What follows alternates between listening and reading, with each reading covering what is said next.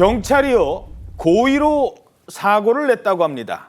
경찰이 고의로 사고를 내요? 이유가 있었습니다. 어떻게 된 일입니까? 네, 지난 7월이었는데요. 안양의 한 아파트 단지 내에서 발생한 일입니다. 영상을 보시면 아파트 단지 내 내리막길에서 1톤 트럭이 이제 조금씩 슬금슬금 움직입니다. 그런데 1톤 트럭 앞에 보시면 경차도 한 대가 있죠.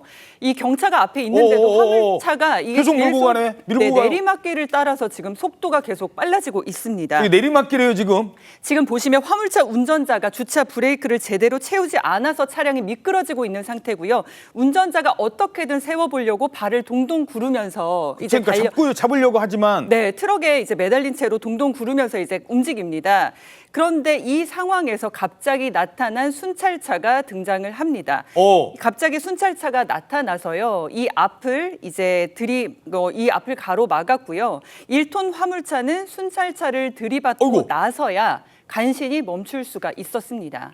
야, 저 절체절명의 상황에서요. 저 내리막길에서 차가 쭉 내려가고 있는데 순찰차가 마침 지나가다가 이거 세우세요 하는데 이게 세울 상황이 아니래요. 그래서 저렇게 일부러 사고를 낸 겁니다. 순찰차가 1톤 화물차를 겨우 막은 거예요.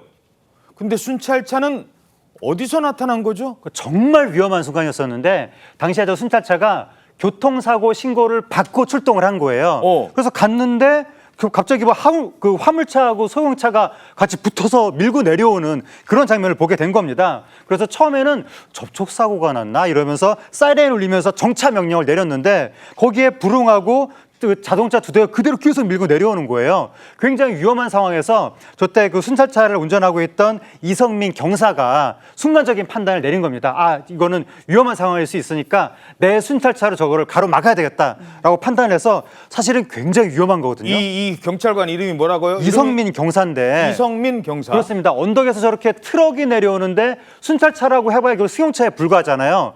무거운 차가 내려오는데 가벼운 차로 막으면 이 막은 가벼운 차도 위험해질 수 있는 거거든요. 그렇죠. 그런데도 자기 안위를 돌보지 않고 그대로 막은 거예요.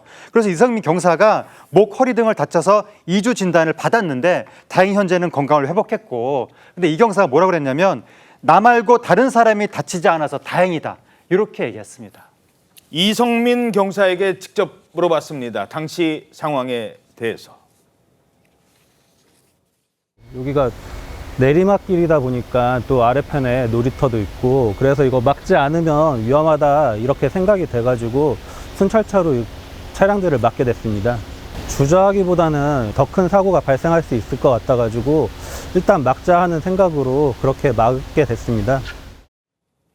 잠깐만요.